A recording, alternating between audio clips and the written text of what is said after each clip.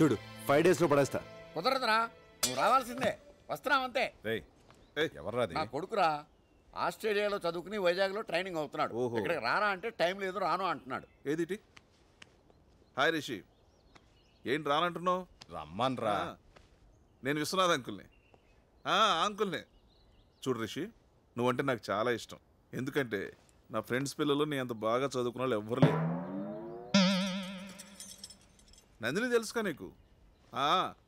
తను London Cambridge యూనివర్సిటీలో gold medallist. Gold medallist నీ కథలో చాక్లెట్ దొంగం చేసావేంట్రా? అంటే నా క్యారెక్టర్ పెంచడం కోసం ఆ క్యారెక్టర్ అలా అలా తగ్గించాను. మరీ అంత తగ్గించాలా ఏంటి? రావచ్చు కదా. నందిని, మన అప్పలనాయుడు కొడుకు రిషి ఆస్ట్రేలియాలో చదువుకున్నాడు. వైజాగ్ ట్రైనింగ్ వచ్చాడు, ఇక్కడికి రమ్మంటే రానంటున్నాడు. నువ్వు చెప్పమ్మా ఒకసారి. డాడ్,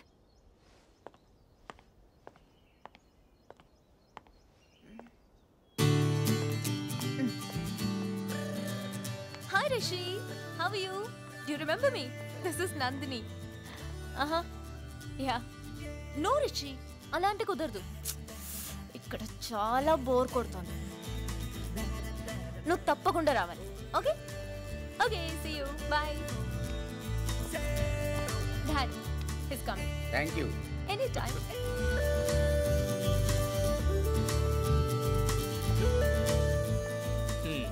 నందిని నేను కావాలని ఏడిపిస్తున్నట్టుందిరా. అసలు నందినికి నేను కోపం, మళ్ళీ రిషిగాడు ఎవడో. చెప్తా, సిగరెట్ ఇరా.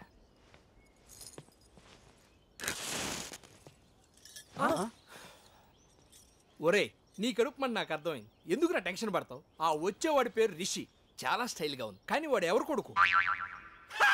అలాంటి అప్పిగాడికి రుచిక రోషన్ పుడతాడా? అప్పిగాడే పుడతాడు.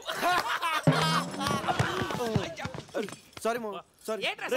నీకున్న దరిద్ర పడవడు ఇదే. మా అక్కకి స్విట్జర్లాండ్ అంటే ప్రాణం. ఎవరన్నా స్విట్జర్లాండ్ గురించి మాట్లాడితే అలా వింటూనే ఉంటుంది. అదే ఇండియా గురించి కానీ ఆంధ్ర గురించి కానీ మాట్లాడేమనుకో ఫైర్ అయిపోద్ది.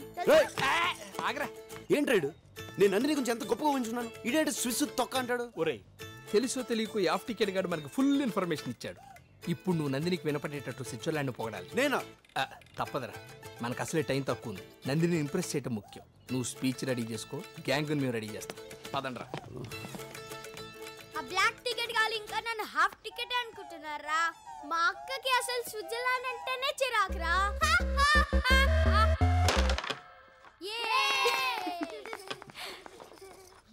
స్విట్జర్లాండ్ ఎంత బ్యూటిఫుల్ కంట్రీ తెలుసా? అక్కడ రోడ్లు అంత నీట్గా, ఇక్కడ ఆఫీసులు కూడా ఉండవు. మనం ఇక్కడ ఏసీ వేస్తేనే కూల్. అదే స్విస్లో కంట్రీ కంట్రీ కంట్రీ కంట్రీ అంతా కూల్. ఇక్కడ మన రోడ్లన్నీ ఇరికిరిగ్గా, ఇళ్ళన్నీ ఇరికిరిగ్గా, గదులన్నీ ఇరికిరిగ్గా ఉంటాయి. అదే స్విస్లో బ్రాడ్ రోడ్స్, బిగ్ హౌసెస్. అసలు మనం సుఖంగా ఉండడానికి ఇక్కడ ఏముంది చెప్పు? మళ్ళీ జన్మ ఉంటే స్విస్లో పడతా. Stop it. ఫ్లో కరెక్ట్గానే ఉంది కదా. ఇండియా గురించి నీకేం తెలుసని మాట్లాడుతున్నావు? సుఖంగా బతకడానికి ఇక్కడ ఏముందా? ఇక్కడ మనుషుల మధ్య ప్రేమ ఉంటుంది. అదుంటే చాలు. ఆస్తులు ఐశ్వర్యాలు లేకపోయినా చచ్చే వరకు హ్యాపీగా బతికేయచ్చు. ఇక్కడ ఇళ్ళన్నీ ఇరుగ్గా ఉన్నా అలా ఎవరు ఫీల్ అవ్వరు. అందరూ దగ్గరగా ఉన్నామని ఫీల్ అవుతారు. ఇక్కడ ఏ రక్త సంబంధం లేకపోయినా కూడా మనిషి అంటే మనిషి ప్రాణం ఇస్తారు. కానీ అక్కడ రక్త సంబంధం ఉన్నా ఒకళ్ళనొకళ్ళు పట్టించుకోరు. ఇన్నాళ్ళు నేనేం మిస్ అయ్యానో ఇక్కడికి వచ్చాకే అర్థమైంది.